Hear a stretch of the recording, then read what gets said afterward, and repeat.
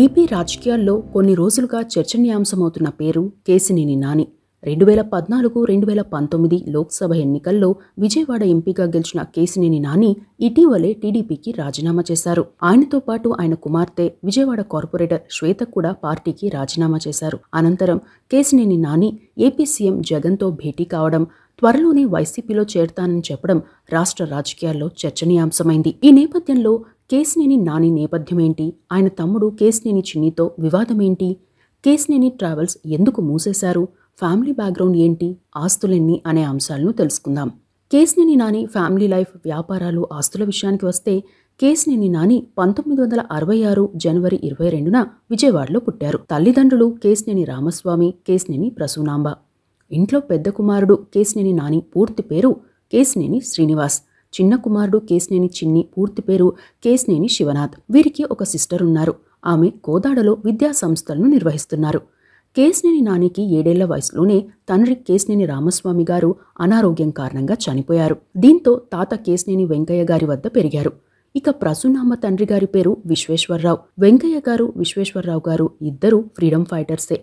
పలుమార్లు జైలుకు వెళ్లారు. వెంకయ్య గారు ఉన్నత విద్యావంతుడు కావడంతో పాటు వ్యాపారవేత్త కాగా, విశ్వేశ్వరరావు గారు అప్పట్లోనే బెనారస్ హిందూ యూనివర్సిటీ నుండి పట్టాను అందుకున్నారు. కేశినేని వెంకయ్య గారి స్వస్థలం గన్నవరం దగ్గరలో మీర్జాపూర్ గ్రామం.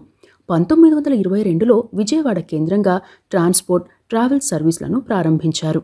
బొగ్గు, స్టీమ్తో నడిచే బస్సులను నిర్వహించేవారు. 1935 సమయంలో ఈయన నిర్వహిస్తున్న బస్సుల్లో స్వాతంత్ర సమరయోధులను పలు ప్రాంతాలకు తీసుకెళ్తున్నారనే కారణంతో కొన్నాళ్లు బస్సులను తిరగనివ్వలేదు. దీంతో న్యాయ పోరాటం చేసి బస్సులకు అనుమతి తెచ్చుకున్నారు వెంకయ్య గారు. అప్పట్నుండి ఆ ట్రావెల్స్ ఏ పరిస్థితుల్లోనూ మూతపడకూడదనే విధంగా వ్యవహరించేవారు. 1960లో ప్రైవేట్ బస్సుల జాతీయకరణలో భాగంగా వీరికి ఉన్న 80 బస్సులను అప్పటి ప్రభుత్వం స్వాధీనం చేసుకుంది. ఆ కంపెనీకి ఒక్క బస్సు మాత్రమే మిగిలింది. అయినా ఆ ట్రావెల్స్ను కంటిన్యూ చేశారు. 1966లో ఏర్పాటైన ఆటోనగర్ ఇండస్ట్రియల్ ఏరియా వ్యవస్థాపకుల్లో ఒకరైన వెంకయ్య గారు 50 ఎకరాలను డొనేట్ చేశారు. అయితే కేశినేని రామస్వామి గారు చనిపోయాక పిల్లల బాధ్యత వెంకయ్య గారు తీసుకున్నారు. ఓవైపు ఆటోనగర్లో గ్యారేజీలు నిర్వహిస్తూనే తమ వ్యాపారాన్ని కొనసాగించారు. అదే టైంలో రాజకీయాల్లోనూ కీలకంగా వ్యవహరించారు. జనతా పార్టీ జిల్లా అధ్యక్షుడిగా పనిచేశారు. గన్నవరం నుండి 1960లోనే ఎమ్మెల్యేగా పోటీ చేశారు. కేశినేని నాని విజయవాడలో కొన్నాళ్ళు చదివాక చిత్తూరు జిల్లా మదనపల్లి హార్సిలీ హిల్స్ బోర్డింగ్ స్కూల్లో చేర్పించారు.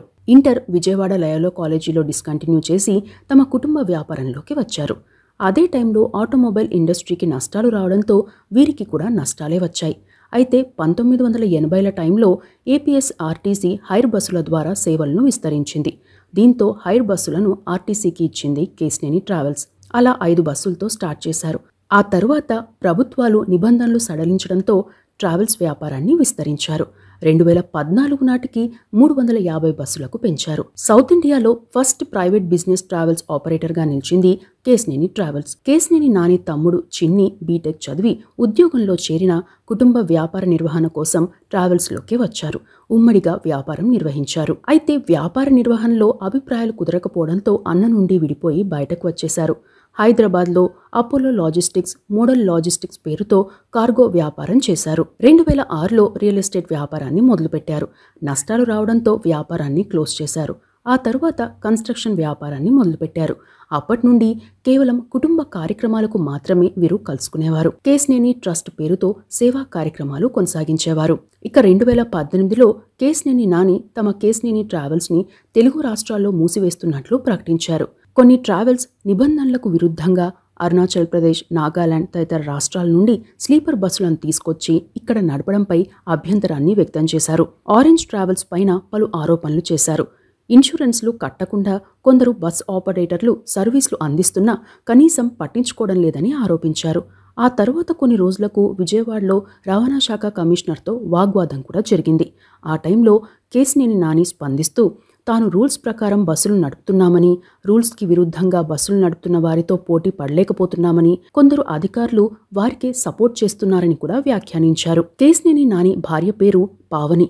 వీరికి 2 కుమార్తెలు హేమ, శ్వేత. శ్వేత ప్రస్తుతం విజయవాడ కార్పొరేషన్ పరిధిలో కార్పొరేటర్గా ఉన్నారు. గతంలో శ్వేతకు మేయర్ అభ్యర్థిత్వం ప్రకటించే విషయంలోనూ పార్టీలో వివాదం తలెత్తింది. ఇక కేశినేని నాని ఆస్తుల విషయానికి వస్తే 2019 ఎన్నికల అఫిడవిట్ ప్రకారం ఆయన ఆస్తులు 80 కోట్లు కాగా అప్పులు 74 కోట్లున్నాయి. 2014 టైంలో తన కుటుంబ వార్షిక ఆదాయం దాదాపు 5 కోట్లుగా చూపిన కేశినేని నాని 2017-18 ఆర్థిక సంవత్సరంలో 18 లక్షల వార్షిక ఆదాయం చూపించారు. తన కుటుంబానికి కేశినేని టూర్స్ అండ్ ట్రావెల్స్లో, కేశినేని కార్గో క్యారియర్స్, కేశినేని హోటల్స్లో షేర్లున్నాయి. మొత్తం చరాస్తులు దాదాపు 11 కోట్లు కాగా మిగతావి స్థిరాస్తులు. హైదరాబాద్ చుట్టుపక్కల ప్రాంతాలతో పాటు హైదరాబాద్, విజయవాడలో నివాస భవనాలు, కమర్షియల్ కాంప్లెక్స్లు ఉన్నాయి. 2014 అఫిడవిట్ ప్రకారం చూస్తే చరాస్తుల విలువే దాదాపు 90 కోట్లు కాగా స్థిరాస్తులు 37,68 లక్షలుగా చెప్పారు. అప్పటి టైంలోనే అప్పులు 66 కోట్లుగా చెప్పారు. ఇటీవల కేశినేని నాని మీడియాతో మాట్లాడుతూ తాను టీడీపీలో చేరాక పార్టీ కోసం వ్యాపారం వదులుకున్నానని, ఆస్తులు కోల్పోయానని, హైదరాబాద్లో ఉన్న ఆ ఆస్తుల విలువ దాదాపు 2,000 కోట్లు అని చెప్పారు. కేశినేని నాని రాజకీయ జీవితం విషయానికి వస్తే తాత కేశినేని వెంకయ్య గారు జనతా పార్టీలో ఉండేవారు. ఎన్టీఆర్ పిలుపు మేరకు టీడీపీ మద్దతుదారుగా మారారు. ఇక కేశినేని కుటుంబ వారసుడిగా, కేశినేని ట్రావెల్స్ యజమానిగా ఉన్న కేశినేని నాని అన్ని పార్టీలతో సత్సంబంధాలు కొనసాగించేవారు. 2008 అక్టోబర్ 26న చిరంజీవి స్థాపించిన ప్రజారాజ్యం పార్టీలో చేరారు. విజయవాడ అర్బన్ ప్రెసిడెంట్ అయ్యారు. అయితే స్థానిక రాజకీయాలు, తిరువూరు నియోజకవర్గంలో ఆధిపత్య పోరు కారణంగా ప్రజారాజ్యం పార్టీలో కేశినేని నానికి ఇబ్బందికర పరిస్థితి ఎదురైంది. దీంతో 2009 జనవరి 26న పార్టీ నుండి బయటకు రావడంతో పాటు పార్టీపై పలు ఆరోపణలు చేశారు. టికెట్లు అమ్ముకుంటున్నారని చెబుతున్నారని ఓ ఇంటర్వ్యూలో చెప్పారు కేశినేని నాని. చిరంజీవి పార్టీని ఎందుకు పెట్టారో క్లారిటీ లేదని కామెంట్ చేశారు కూడా. ఆ తర్వాత కొన్నాళ్లకు తెలుగుదేశం పార్టీలో చేరారు. విజయవాడ అర్బన్ అధ్యక్షుడయ్యారు. టీడీపీలో చేరాక పార్టీలో ఉంటూ తన పట్టును పెంచుకున్నారు. 2009 కృష్ణానదికి వరదలు వచ్చిన టైంలో పార్టీ కార్యక్రమాల్లో చురుగ్గా పాల్గొన్నారు. తాను కూడా సహాయక కార్యక్రమాలను చేపట్టారు. ఆ తరువాత చంద్రబాబు నాయుడు చేపట్టిన వస్తున్నా మీకోసం పాదయాత్రలో భాగంగా కృష్ణా జిల్లాలో ఏర్పాట్లకు భారీగా ఖర్చు చేశారని చెబుతారు. 2014 ఎన్నికల్లో టీడీపీ నుండి విజయవాడ లోక్సభ అభ్యర్థిగా పోటీ చేశారు. ఆ ఎన్నికల్లో కేశినేని నానికి 5,92,000 ఓట్లు రాగా వైసీపీ అభ్యర్థి కోనేరు రాజేంద్ర ప్రసాద్కి 5,17,000 ఓట్లు వచ్చాయి. దాదాపు 74,000 ఓట్ల మెజార్టీతో గెలిచారు కేశినేని నాని. 2014 అసెంబ్లీ ఎన్నికల్లో గెలిచిన టీడీపీ ఏపీలో అధికారంలోకి వచ్చింది. అమరావతి నిర్మాణాన్ని చేపట్టింది.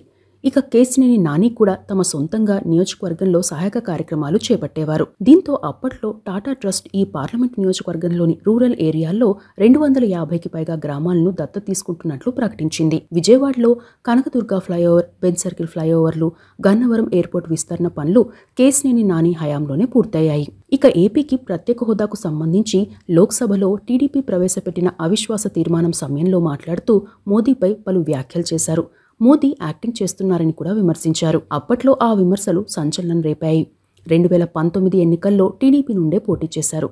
వైసీపీ అభ్యర్థి పొట్లూరి వరప్రసాద్పై దాదాపు 8,000 ఓట్ల మెజార్టీతో గెలుపొందారు. అయితే కేశినేని నాని టీడీపీలో చేరినప్పటి నుండి కృష్ణా జిల్లాకు చెందిన టీడీపీ నాయకులు కొంతమంది ఆయనతో విభేదించడం మొదలుపెట్టారు. అంతేకాకుండా బొండా ఉమకు టికెట్ కోసం పట్టుపట్టడం కూడా చర్చనీయాంశమైంది. తనకు తోచినట్లుగా నిర్ణయాలు తీసుకుంటారని, నాయకులను కలుపుకొని వెళ్లరు అనే చర్చ కూడా నడిచింది. మాజీ మంత్రి దేవినేని ఉమతో, బుద్దా వెంకన్నతోనూ విభేదాలున్నాయని చెబుతారు. పలుమార్లు టీడీపీ కార్యక్రమాలకు దూరం కావడం కూడా చర్చనీయాంశమైంది. ఈ అంశంపై కేశినేని వర్గం కూడా టీడీపీయే మమ్మల్ని దూరం పెట్టిందని చెబుతున్నారు. కేశినేని నానికి ఆయన సోదరుడు కేశినేని చిన్నితో విభేదాల విషయానికి వస్తే గతంలో జరిగిన కొన్ని ఘటనలు కూడా అందుకు బలాన్నిస్తున్నాయి. తన పేరుతో ఉన్న ఎంపీ స్టిక్కర్ ఉన్న ఒక కారులో కొందరు గుర్తు తెలియని వ్యక్తులు వాహనం వినియోగిస్తున్నారని పోలీసులకు ఫిర్యాదు చేశారు కేశినేని నాని. అయితే ఆ వాహనం కేశినేని చిన్ని కుటుంబానికి సంబంధించింది. అప్పట్లో పోలీస్ కేసు కూడా నమోదైంది.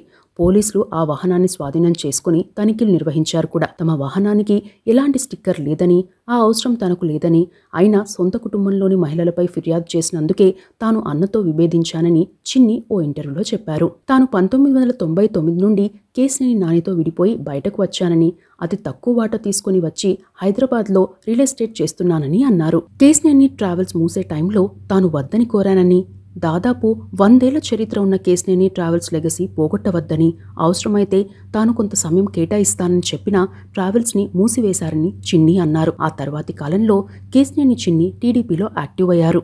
తాను నిర్వహించే రియల్ ఎస్టేట్ కంపెనీ పేరును కేశినేని డెవలపర్స్గా మార్చారు. కేశినేని ట్రావెల్స్ని కేశినేని నాని మూసివేయడానికి రాజకీయాలు కారణం కాదని, నష్టాలే కారణమనే చర్చ కూడా జరుగుతోంది. కారణం ఏదైనా అన్నదమ్ముల మధ్య వివాదం మరోసారి హాట్ టాపిక్గా మారింది.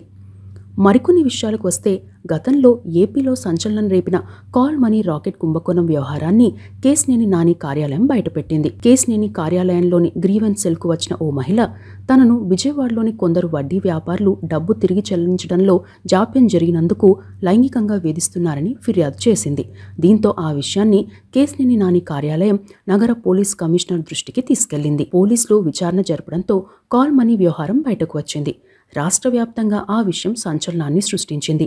ఈ రాకెట్లో అన్ని పార్టీలకు చెందిన నాయకులు ఉన్నారని, టీడీపీ వారు కూడా ఉన్నారని ప్రచారం జరిగింది కూడా. గతంలో నారా లోకేష్ నిర్వహించిన సభకు కూడా కేశినేని నాని దూరంగా ఉన్నారు.